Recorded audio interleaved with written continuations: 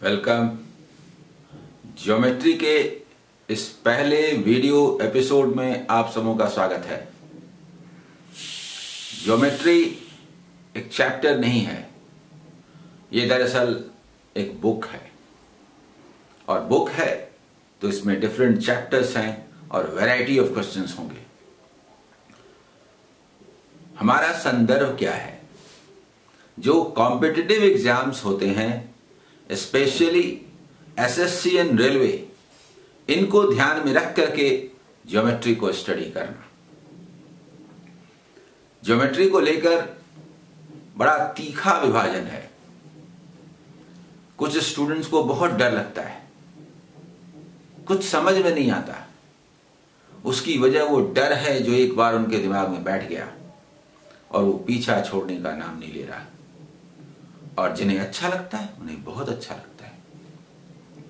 मेरे इन क्लासेस का जो मकसद है वो उस डर को निकाल भगाना है। डर कैसे निकलेगा? जब आप उसको सहजता सरलता से लेंगे। अब ज्योमेट्री है, इसके कॉन्सेप्ट्स होंगे, थ्योरम्स होंगे। अगर किसी भी बुक में जैसे लिख दिया जाता है, सीधा लिख दिया जाए तो डर लगता है, लेकिन लिखना और समझना तो होगा। मैंने इस बात का ध्यान रखा है कि सिलसिलेवार चीजों को एग्जाम के पॉइंट ऑफ व्यू से सामने रखते हुए थ्योरेटिकली पहले एक्सप्लेन किया जाए, प्रैक्टिकली उसे समझा जाए, उसे सहजता सरलता से लिया जाए।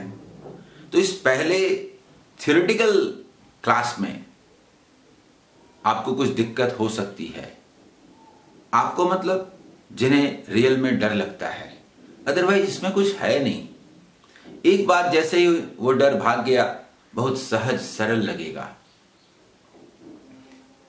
आइए हम लोग कुछ बिंदुओं पर बात करते हैं। कुछ नॉर्मल बातें हैं, पढ़ते चले आ रहे हैं, लेकिन शायद कभी ध्यान नहीं दिए। ज्योमेट्री की शुरुआत पॉइंट से होती है।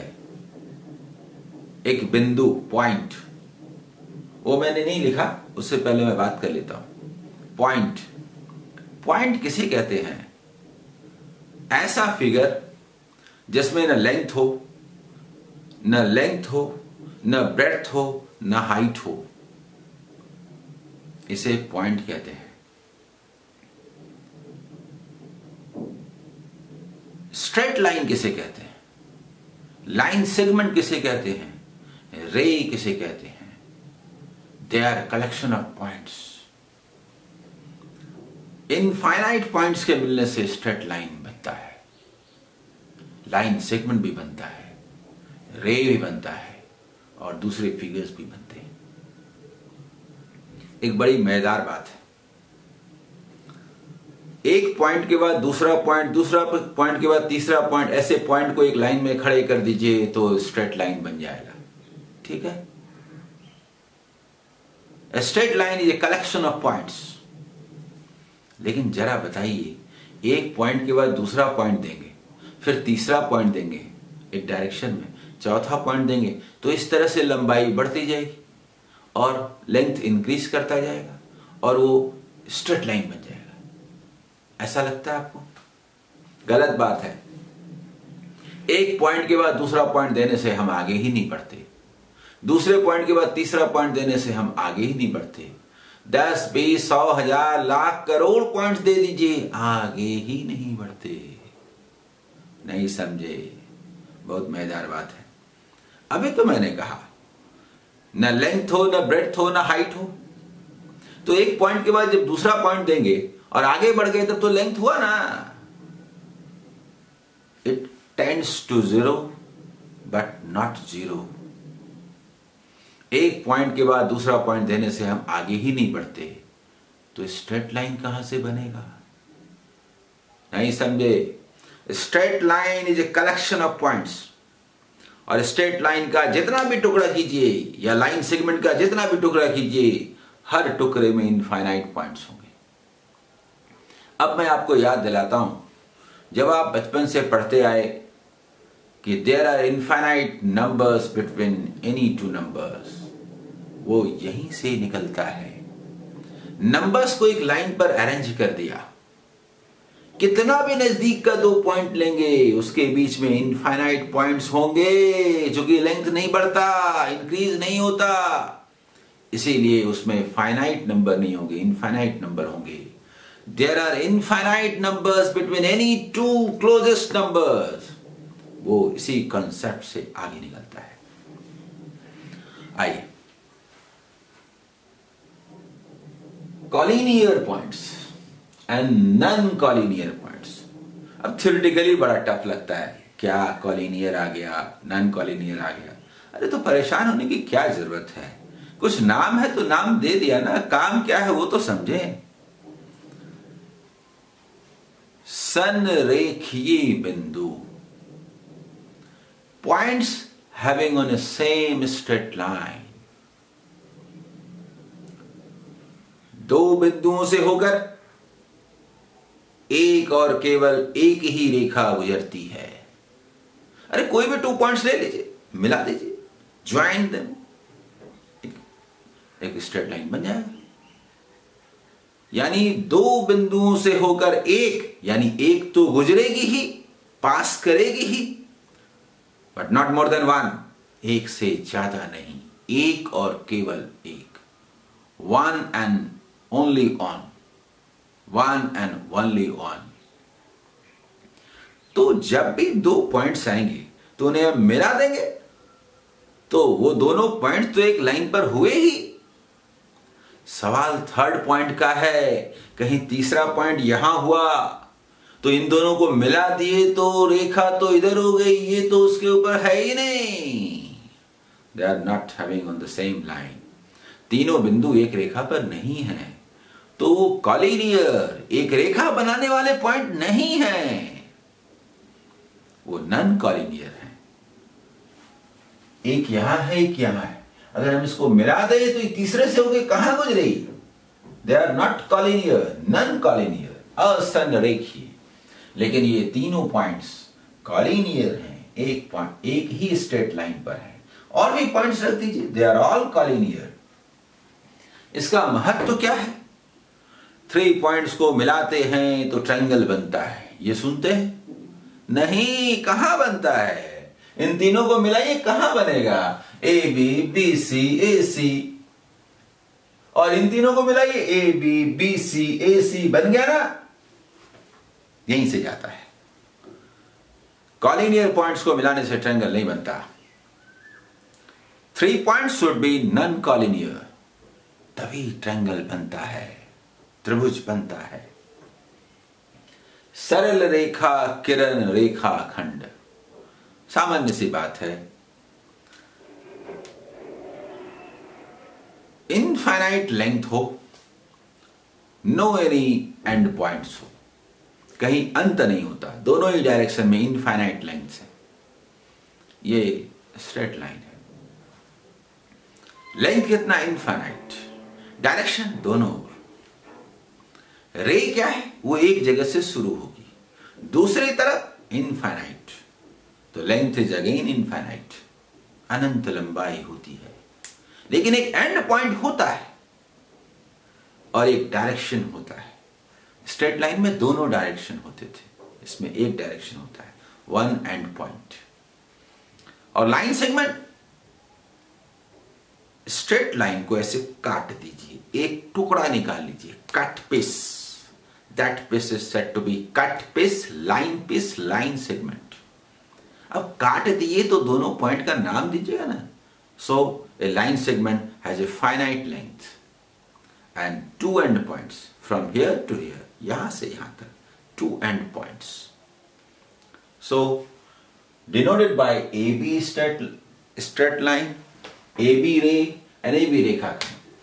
एक्सप्रेस करने का तरीका है कि ए बी लिख के ऐसे करते हैं, इसे ए से बी की ओर एक डायरेक्शन देते हैं, लेकिन ये ए से बी की ओर ये फाइनाइट होता है। ये लिखने का तरीका है। कुछ और नाम। परेशान मत होइए, थ्योरेटिकली हम लोग जितना भी बात करेंगे जरूरी है, पर उसे सहजता सरलता से लेंगे। Intersecting lines, parallel lines, transversal line, अरे क्या है? टू लाइंस पैरेलल कहे जाते हैं, समांतर कहे जाते हैं यदि उनके बीच का डिस्टेंस हर जगह सेम हो। They will never intersect. दो स्ट्रेट लाइन, दो सरल रेखाएं समांतर पैरेलल तब कही जाती हैं जब दोनों के बीच का डिस्टेंस सेम हो, वो कभी ना मिले। नॉन कॉलिनियर पॉइंट्स, जो दो सरल रेखाएं, टू स्ट्रेट लाइंस पैरेलल नहीं होते, वो कहीं न कहीं एक दूसरे को अवश्य काटेंगी, कट करेंगी, एक ही बिंदु पर कट करेंगी। अगर टू स्ट्रेट लाइंस पैरेलल नहीं है तो वो एक दूसरे को अवश्य काटेंगी, क्रॉस करेंगी, एक ही पॉइंट पर क्रॉस करेंगी। उनका नाम प्रतिच्छेदी रेखाएं, इंटरसेक्टिंग लाइंस है। नाम है, नाम देने में क्या दिक्कत है? इतना सब कुछ पढ़ना है तो नाम तो देना पड़ेगा, नहीं तो कैसे पहचानेंगे भाई? तिर्यक छेदी रेखा, अरे कुछ नहीं, टू लाइंस हैं, थ्री लाइंस हैं और उन्हें कोई और लाइन ऐसे क्रॉस करती है। दिस लाइन ऐसे L and M, और भी हो सकता है L, M, P, Q, they are all lines, may be parallel, may not be parallel, but if a line crosses all of them, then this line N is said to be transversal line, तिर्यक Chhedi रेखा। अरे हम लोग को use करना है, आएगा तो कुछ नाम देना पड़ेगा, तो नाम दिया ना, तिर्यक छेदी रेखा। देख रहे टेढ़ा है, तिर्यक छेदी, छेद कर रहा है, तिर्यक छेदी रेखा, ट्रांसवर्सल लाइंस। हम लोग एग्जाम के संदर्भ में ही बात करेंगे जिनका इस्तेमाल होना है या फिर जो बहुत जरूरी है किसी भी चीज को समझने के लिए। एंगल्स के टाइप्स हैं बहुत सारे जो मूल रूप में यूज है। Acute angle, right angle, obtuse angle. तो ट्रायंगल में sum of all angles is always 180 degree. अगर किसी ट्रायंगल में तीनों ही एंगल 90 से लेस वाले हों तो उन्हें एक्यूट एंगल कहते हैं,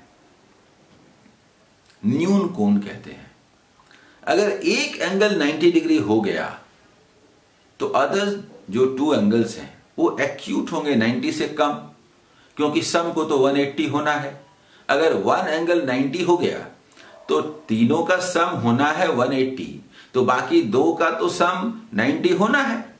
अब दो में से एक और कोई 90 तो हो नहीं सकता, क्योंकि कोई भी एंगल 0 हो नहीं सकता। इसीलिए चूंकि ट्रायंगल का कोई भी एंगल 0 नहीं हो सकता और एक एंगल राइट है, 90 डिग्री है, तो अदर दो में से कोई भी एक के 90 डिग्री होने का सवाल नहीं उठता। वो एक्यूट होंगे, 90 से कम वाले होंगे, सम जोड़ के 90 होंगे, अकेले 90 नहीं होंगे, 90 नहीं होंगे। तो ये राइट एंगल ट्रायंगल हुआ। तो किसी भी ट्रायंगल में अधिक से अधिक एक ही राइट एंगल हो सकता है। ऑब्टस एंगल मोर देन 90 डिग्री। तो जब 90 डिग्री एक ही हो सकता है तो 90 डिग्री से ज्यादा वाला एक से ज्यादा कैसे होगा? तो वन एंगल ऑब्टस हो तो बाकी टू तो अपने आप एक्यूट हो जाएंगे। तो एक तरह से क्लासिफिकेशन का आधार 90 डिग्री को बेस मान के हुआ। 90 डिग्री अगर एक कोण है, वन एंगल है, तो उसे हम राइट एंगल ट्रायंगल कहते हैं। 90 से कम वाले तीनों एंगल हैं तो फिर वो एक्यूट एंगल है, और 90 से अधिक अगर एक भी एंगल है यानी ऑब्टस एंगल, तो वो ऑब्टस एंगल ट्रायंगल का ऑब्टस एंगल कहलाता है जो 90 से बड़ा होता है। ठीक है। Complementary angle and supplementary angles, इनका इस्तेमाल होता है, काफी होता है, और मैंने तो मैथमेटिक्स के दूसरे सेक्शन में कैलकुलेशन में भी इसका ही इस्तेमाल किया, उस समय आपको याद भी दिलाया था। टू एंगल्स हैं, अगर उनका सम 90 डिग्री है तो उन्हें कॉम्प्लीमेंट्री एंगल कहते हैं, पूरक कोण कहते हैं। जैसे एक 60 डिग्री है, दूसरा 30 डिग्री है, तो दोनों का सम 90 हुआ ना, so they are said to be complementary angle, पूरक कोण। सम पूरक कोण, यही दोनों एंगल का सम जोड़ अगर 180 डिग्री हो जाए तो उन्हें सप्लीमेंट्री एंगल कहते हैं। जैसे 120 डिग्री एंड 60 डिग्री, इन दोनों का सम 180 है ना, so they are said to be supplementary to each other, एक दूसरे का समपूरक कोण है। तो 90 वाले को दोनों एंगल को पूरक कहते हैं, कॉम्प्लीमेंट्री कहते हैं, और 180 वाले को दोनों को एक दूसरे का समपूरक कोण कहते हैं। समझ गए? यानी थीटा एंड 90 माइनस थीटा ये कॉम्प्लीमेंट्री एंगल हुआ, और थीटा एंड 180 माइनस थीटा ये सप्लीमेंट्री एंगल हुआ। ठीक है। नेक्स्ट है संलग्न कोण, एडजेसेंट एंगल। कुछ नहीं है, टू रेज के मिलने से एंगल बनता है। टू रेज एक पॉइंट पे मिलते हैं तो एंगल बनता है, टू रेज एक पॉइंट पे मिलते हैं तो एंगल मिलता है। दोनों रे का एक जो दोनों एंगल का जो एक रे है उसे कॉमन बना दीजिए, तो फिर जो दोनों बनेगा उसे एडजेसेंट एंगल कहते हैं।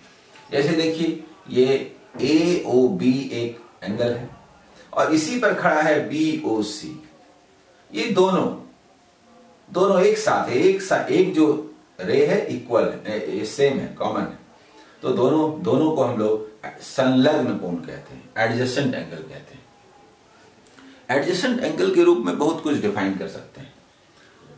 रैखिक युग्म, linear combination, if sum of two adjacent angle is equal to 180 degree, means if angles are supplementary to each other, जो ऊपर हमने लिखा, टू एंगल्स अगर सप्लीमेंट्री होते हैं, मतलब दोनों का सम 180 होता है, वो कहीं भी हो सकते हैं, लेकिन ये दो एडजेसेंट एंगल्स होने चाहिए। ये एक यहां है, दूसरा कहीं और भी हो सकता है, तो भी सप्लीमेंट्री हो सकता है, लेकिन ये एडजेसेंट होने चाहिए। ये एक है तो यहीं से दूसरा बनना चाहिए, और इन दोनों एंगल का सम अगर 180 डिग्री है तो उन्हें लीनियर कॉम्बिनेशन कहते हैं, क्योंकि दोनों एंगल मिलकर के जो कॉमन रे है उसको छोड़ के जो बाकी रोज हैं, बाकी जो रेज हैं, वो एक सरल रेखा बनाते हैं। यानी कि अगर ये एक सरल रेखा है, मान लीजिए इसका नाम ऐसे है कि OAOB एक सरल रेखा है, स्ट्रेट लाइन है, तो इन दोनों का सम 180 होगा, और यदि इन दोनों का सम 180 है तो फिर ये एक स्ट्रेट लाइन होगा। नेक्स्ट देखिए, if L and M are two parallel lines and T is a transversal line, then कुछ नहीं, दो रेखाएं, टू लाइंस पैरेलल हैं और उससे कोई ट्रांसवर्सल लाइन, त्रियकछेदी रेखा काटती हो, तो ये जो रिलेशंस हैं वो बड़ा इंपॉर्टेंट है, बहुत काम के हैं। तो इसको बढ़िया से समझ लीजिए। मैं नहीं चाहता कि किन्हीं को किसी भी तरह का प्रॉब्लम हो, और सहजता सरलता से ये याद हो जाए। तो समझ लीजिए, पहले ये टू लाइंस पैरेलल हैं और इसको कोई तिर्यकछेदी रेखा, ट्रांसवर्सल लाइन इंटरसेक्ट कर रही है, काट रही है, तो ये एंगल्स बने। हमने इसका नाम दिया angle 1, angle 2, angle 3, angle 4, angle 5, angle 6, angle 7, angle 8। तो मूल रूप में जो एंगल्स बनते हैं उनका हमने नामकरण किया है, नाम दिया गया है। उसमें चार मेन हैं और बार बार उन चारों का नाम लेकर के हम लोग प्रॉपर्टीज में यूज करते हैं। तो पहले समझ लीजिए, फिर बताऊंगा कि कैसे होगा। एक है वर्टिकली अपोजिट एंगल्स। एक तो ये दोनों लाइन पैरेलल हैं और उसको कोई ट्रांसवर्सल लाइन काट रहा हो, तो कौन से एंगल में कौन सा रिलेशन होता है वो लिखा गया है। रिलेशन ना भी हो तो नाम तो रहेगा ना। आइए, तो एक है वर्टिकली अपोजिट एंगल्स, शीर्षाभिमुख कोण, सम्मुख कोण। तो कुछ नहीं है, कुछ ऐसा समझिए जैसे मान लीजिए कि कहीं पर कोई दो लाइन ऐसे क्रॉस कर रहा है, तो भाई दोनों एंगल है ना, दोनों, इसका भी एंगल, ये हेड मिलता है, ये दोनों को बोलते हैं सम्मुख कोण, शीर्षाभिमुख कोण। वर्टिकली अपोजिट एंगल्स मतलब ये वाला एंगल है ना, इसको ऐसे रिवर्स कर दीजिए तो क्या बनेगा ये, और ये वाला जो एंगल है ना, इसको ऐसे रिवर्स कर दीजिए तो वर्टिकली 90 डिग्री पर अपोजिट है कि नहीं। तो ये इसके इक्वल होता है और ये इसके इक्वल होता है। तो इस ख्याल से हम लोग देख रहे हैं तो क्या हो रहा है, ये दोनों लाइन देख रहे हैं तो this equal this, this equal this, this equal this, this equal this. तो कुछ नहीं है इसमें, नाम है एंगल 5 इक्वल्स एंगल 7। क्यों? क्योंकि वो वर्टिकली अपोजिट एंगल है और वर्टिकली अपोजिट एंगल इक्वल होते हैं। तो angle 5 equals angle 7, angle 6 equals angle 8, angle 1 equals angle 3, angle 2 equals angle 4। नाम है करस्पॉन्डिंग एंगल्स। करस्पॉन्डिंग क्या होता है, आप ऐसे समझिए, ऐसे समझिए कोई दो लाइन खींचा और ये ट्रांसवर्सल लाइन है, तो ये 2 and 6 को करस्पॉन्डिंग बोलते हैं। जैसे देखिए ये खींचा और ऐसे, तो ये और ये करस्पॉन्डिंग है, संगत कोण है। अगर ये दोनों लाइन पैरेलल हो और कोई ट्रांसवर्सल लाइन काटे तो वो आपस में इक्वल होते हैं। तो आप जरा देखिए एंगल T2 इक्वल्स एंगल 6 हुआ ना, 2 equals 6 and 1, angle 1 equals angle 5, angle 4 equals angle 8 and angle 3 equals angle 7। ये 4 पेयर्स हुए, ये आपस में बराबर होते हैं। इसे करस्पॉन्डिंग एंगल, संगत कोण कहते हैं। ठीक है, अगर मान लीजिए दोनों लाइन पैरेलल ना हो तो भी करस्पॉन्डिंग एंगल तो होंगे लेकिन वो इक्वल नहीं होंगे। ठीक है, ये दोनों पैरेलल हो, समांतर हो तो करस्पॉन्डिंग एंगल्स इक्वल होते हैं। अल्टरनेट इंटीरियर एंगल्स, तो आप जरा देखिए ये 2 लाइंस को ये ट्रांसवर्सल लाइन काटे तो 4 इंटीरियर एंगल बनते हैं और 4 एक्सटीरियर एंगल बनते हैं। अंदर वाला 4 और बाहर वाला 4, तो कहा जा रहा है इंटीरियर एंगल्स। तो इंटीरियर एंगल्स मतलब ये, और अल्टरनेट का मतलब इस लाइन के उधर एक इधर, यानी एंगल 4 और angle 6, angle 3 and angle 5, they are equal also. तो जो अल्टरनेट इंटीरियर एंगल्स होते हैं, एकांतर अंतःकोण बोलते हैं, वो एंगल 4 इक्वल्स एंगल 6 होता है, एंगल 3 इक्वल्स एंगल 5 होता है। और फोर्थ, यही 4 सबसे इंपॉर्टेंट है, बाकी नाम का कुछ ज्यादा वैल्यू नहीं है। कंजुगेटिव इंटीरियर एंगल, इंटीरियर तो बोल ही दिया, इंटीरियर में तो ये 4 आएंगे और उसको दरअसल कंजुगेटिव बोलेगा तो एक ही ओर के, ये जो लाइन है ना ट्रांसवर्सल लाइन, इसके एक ही ओर की ये दोनों का सम 180 डिग्री होता है। दैट मीन्स कि ये सप्लीमेंट्री टू ईच अदर होते हैं, दोनों का सम 180 होता है। तो एंगल 3 प्लस एंगल 6 180 होता है, एंगल 4 प्लस एंगल 5 ये 180 होता है। यही 4 के बारे में बात करनी है। अब अभी भी कुछ स्टूडेंट्स होंगे जिन्हें उलझन लग रहा होगा, ये क्या क्या एंगल हो जा रहे हैं, ये कैसे कैसे कौन कौन इक्वल हो जा रहा है। तो मैं उनकी सुविधा के लिए बात करता हूं कि देखिए, इस तरह का जब 2 लाइन हो और उसको कोई काटे तो 2 ही तो अलग अलग एंगल बनते हैं और दोनों का सम 180 होता है। आप ऐसे समझिए, ये एक स्ट्रेट लाइन है और इस पर ये खड़ा है। तो हम लोग अभी पढ़ चुके, देख चुके कि लीनियर कॉम्बिनेशन, तो ये और ये 180 होता है कि नहीं, ये और ये 180 होता है कि नहीं, तो ये दोनों इक्वल हुआ कि नहीं। मतलब इसमें 2 ही तरह के एंगल हैं। मतलब मान लीजिए कि अगर ये 120 डिग्री है और ये 60 डिग्री है, तो यहां पर हर एंगल या तो 120 डिग्री है नहीं तो 60 डिग्री है।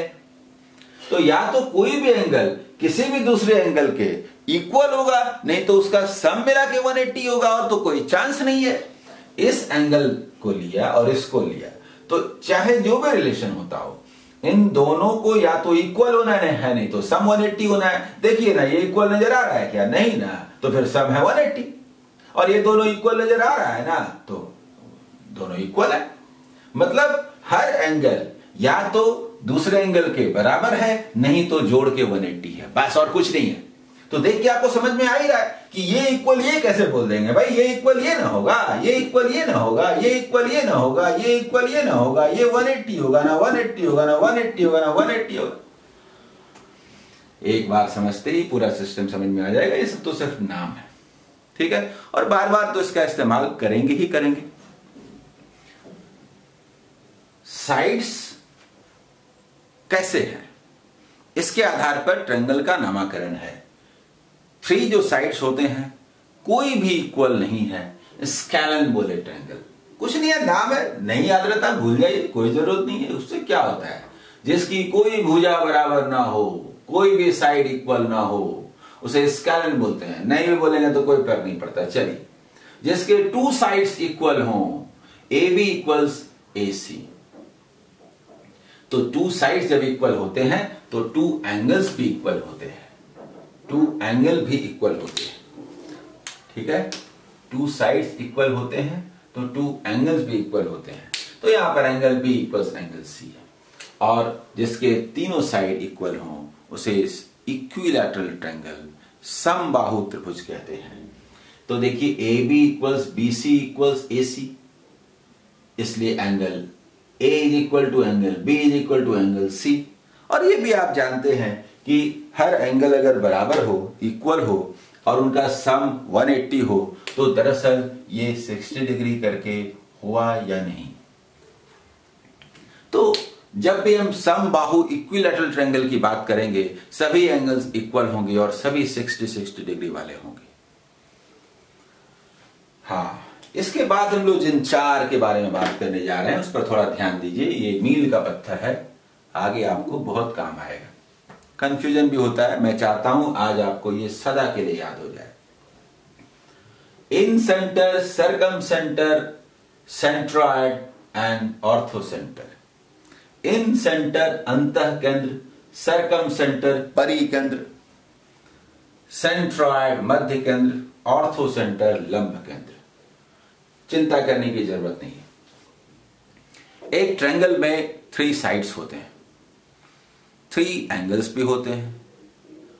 तो इन दोनों से संबंधित इन सेंटर और सर्कम सेंटर हैं। जो एंगल्स होते हैं उनका बाइसेक्टर खींचिए। मतलब समझे, जैसे मान लीजिए एंगल का बाइसेक्टर खींचिए। जैसे ये एंगल होगा ना 60-70 कुछ डिग्री होगा ना, इसको आप बाइसेक्ट कीजिए और इसको भी बाइसेक्ट कीजिए, इसको भी बाइसेक्ट कीजिए। मतलब 70 है तो 35 होगा ना दोनों, तो आप बाइसेक्टर खींचिए। ये विशेषता है कि ये बाइसेक्टर एक पॉइंट पर अवश्य मिलते हैं, और उस पॉइंट की एक विशेषता है कि जिस पॉइंट पर ये तीनों मिलते हैं, वो पॉइंट तीनों साइड से समान दूरी पर होता है। यानी इससे अगर हम लोग परपेंडिकुलर खींचे तो ये डिस्टेंस हुआ, दरअसल इस पॉइंट का इस लाइन के साथ डिस्टेंस क्या हुआ, इतना, और ये लाइन से डिस्टेंस इतना, और ये लाइन से डिस्टेंस इतना। ये तीनों ही डिस्टेंस इक्वल होते हैं। मतलब point of intersection of bisectors of angles meet at a point and that point is equidistance from the sides. इसका मतलब यह है कि यदि ये साइड से समान दूरी पर है तो इसको रेडियस मान करके अगर हम एक सर्कल खींचेंगे तो तीनों से होकर गुजरेगा, और ये एक ऐसा सर्कल बनेगा जो इस ट्रायंगल के अंदर में है। इसलिए उसे इन सर्कल बोलते हैं, इन सेंटर बोलते हैं, इन रेडियस बोलते हैं, अंतः वृत्त बोलते हैं, अंतः केंद्र बोलते हैं, अंतः त्रिज्या बोलते हैं। बोले क्या प्रॉब्लम है इसमें? ये तो एक मजेदार रिजल्ट है ना। एक ट्रायंगल लिया, त्रिभुज लिया, उसके जो एंगल्स हैं जितने भी हो, 70 हो, 60 हो, 50 हो, सबको हाफ हाफ करके लाइन खींचा। तो ये जो हाफ हाफ करके लाइन खींचा वो एक पॉइंट पे मिलेंगे, और वो पॉइंट की एक विशेषता है कि वो साइड से इक्वी डिस्टेंस होते हैं। साइड से इक्वी डिस्टेंस होते हैं, समान दूरी पर होते हैं, सेम डिस्टेंस पर होते हैं। तो इसका मतलब इस डिस्टेंस को रेडियस मान के खींचेंगे तो एक सर्कल बनेगा जो अंदर में बनेगा, और वो इन सर्कल कहलाएगा, इन सेंटर कहलाएगा, इन रेडियस कहलाएगा। क्लियर? इसके बाद दूसरा, जो भी ट्रायंगल लीजिए, किसी भी तरह का एक ट्रायंगल लीजिए, 3 साइड्स हैं, 3 एंगल्स हैं, 3 वर्टिसेस हैं, उसके जो साइड्स हैं, तीनों साइड्स हैं, साइड्स के राइट बाइसेक्टर खींचिए। मतलब ऐसे देखिए क्या होता है, कोई भी एक लाइन सेगमेंट लिया, टुकड़ा मान लीजिए ए बी, और यहां से एक चाप रखा और ऐसे काटा, और यहां से एक रखा और ऐसे काटा, और दोनों पॉइंट को हम लोग जब मिला देते हैं तो ये जिस बिंदु पर मिलता है वो ये दोनों से इक्वी डिस्टेंस होता है और ये लंबे 90 डिग्री पर होता है। इसीलिए इस लाइन को बोलते हैं राइट माने 90 डिग्री, बाइसेक्टर मतलब दोनों को बराबर बराबर भाग में बांटने वाला। ये right bisector, right 90 degree, bisector equal equal distribute करने वाला, राइट बाइसेक्टर्स। तो ये आप समझ गए, राइट बाइसेक्टर्स जिसको बोलते हैं लंब समद्विभाजक, लंब समद्विभाजक, राइट बाइसेक्टर्स। तो कोई भी ट्रायंगल है, अभी इसको देख के परेशान मत हुई, इसको भूल जाइए। अभी लग रहा होगा पता नहीं कितना लाइन खींचा हुआ, हटाइए। एक ट्रायंगल है, उसमें ये साइड पकड़ा और इसको इसका राइट बाइसेक्टर खींचा, इस साइड को पकड़ा और इसके भी राइट बाइसेक्टर को खींचा, इस साइड को पकड़ा इसके भी राइट बाइसेक्टर्स को खींचा। They meet at a point, they are concurrent. वो एक ही बिंदु से होकर गुजरते हैं, एक ही बिंदु से गुजरते हैं। इस पॉइंट की एक विशेषता है, ये पॉइंट जो वर्टिसेस हैं उनसे समान दूरी पर होते हैं। ये जो हमने इसके राइट बाइसेक्टर्स खींचे, राइट बाइसेक्टर्स खींचे, राइट बाइसेक्टर्स खींचे साइड्स के, वो जिस पॉइंट पर मिलते हैं वह पॉइंट वर्टिसेस से सेम डिस्टेंस पर होता है। मतलब ये और ये तीनों बराबर होता है। यानी इसको रेडियस मान के अगर हम सर्कल खींचे तो तीनों पॉइंट से होके गुजरेगा, सरकमस्क्राइब करेगा, परिवृत्त, सरकम सरकम सर्कल, सरकम रेडियस, सरकम सेंटर, परिवृत्त, परित्रिज्या, परिकेंद्र, परि बाहर से, त्रिभुज बाहर से सर्कल है यानी त्रिभुज अंदर है, सर्कल बाहर से है, परि, और अंतः अंदर से है, सर्कल अंदर से है। क्लियर? इसे हम सरकम सेंटर कहते हैं। समझ गए? Right bisector. इसको याद कैसे रखेंगे? तो याद रखना भी आसान है। देखिए, एंगल्स एंड साइड्स, एंगल के बाइसेक्टर्स लेंगे तो वो साइड से इक्विडिस्टेंस होते हैं, और साइड से इक्विडिस्टेंस होगा तो अंदर में ही ना बनेगा। और साइड्स के जो बाइसेक्टर्स होते हैं वो वर्टिसेस से इक्विडिस्टेंस होते हैं, तो वो वर्टिसेस को सरकमस्क्राइब करेगा, सरकम सेंटर, सरकम रेडियस, सरकम सर्कल। समझ गए? ये दोनों को एक साथ रखिए और ये दोनों को एक साथ रखिए, अलग अलग दो भाग में बांट करके, तब आपको कंफ्यूजन नहीं होगा। तो ये समझे? इसके बाद हम लोग बात करते हैं सेंट्रॉइड एंड ऑर्थोसेंटर की।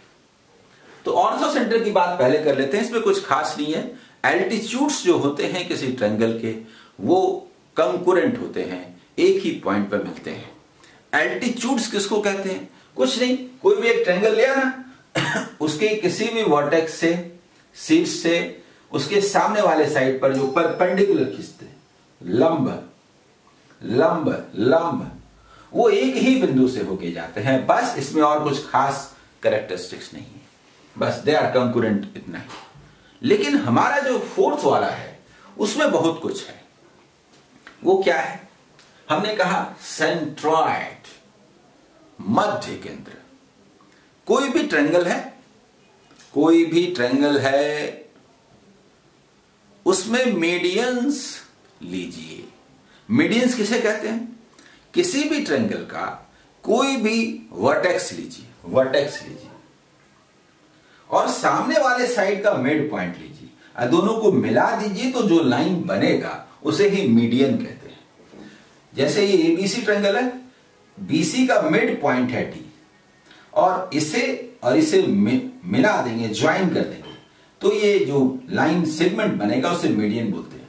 इसका मिड पॉइंट ई और ये बीई को मिला दीजिए तो जो लाइन बना सेगमेंट उसे हम मीडियन कहते हैं, इसको ही मीडियन कहते हैं। They are concurrent.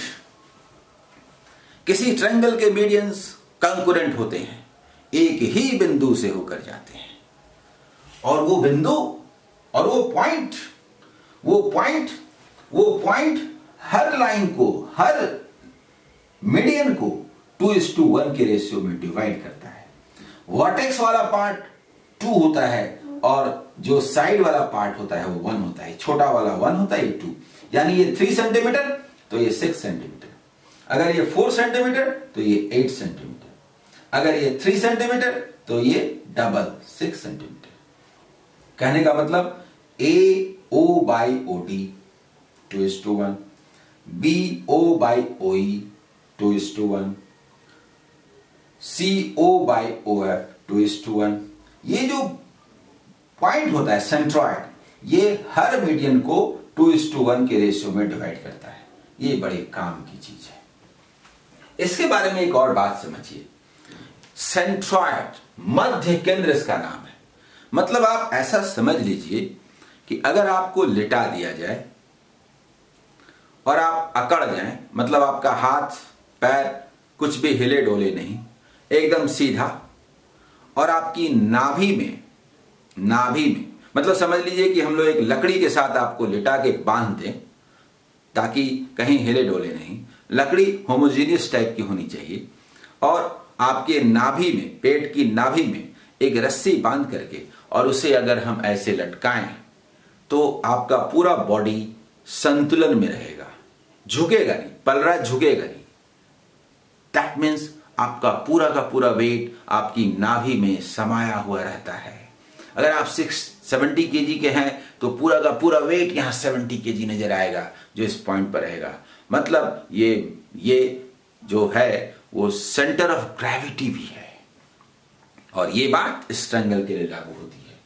कोई भी ट्रायंगल लीजिए, अगर आप इस ट्रायंगुलर शेप में कोई लकड़ी का तख्ता ले लें ऐसा, और अगर वो सेंट्रॉइड है तो यहां पर रस्सी बांध करके इसे ऐसे लटकाएं तो ये जो है कहीं भी झुकेगा नहीं, ये बैलेंस्ड ऐसे ही खड़ा रहेगा, ऐसे ही खड़ा रहेगा, कहीं झुकेगा नहीं। यानी इसका पूरा वेट यहीं समाया होता है। This is centre of gravity also, इसलिए इसका नाम मध्य केंद्र भी है।